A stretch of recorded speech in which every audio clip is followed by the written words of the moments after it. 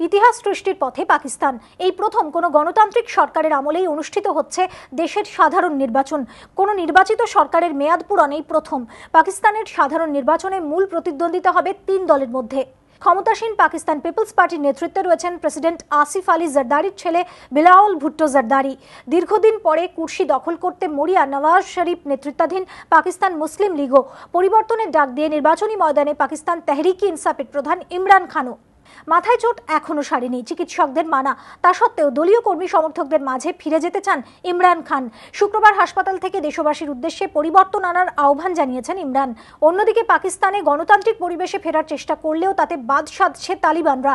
গত কয়েকদিনের মতো শুক্রবারও বিস্ফোরণে ঘটেছে প্রাণহানি।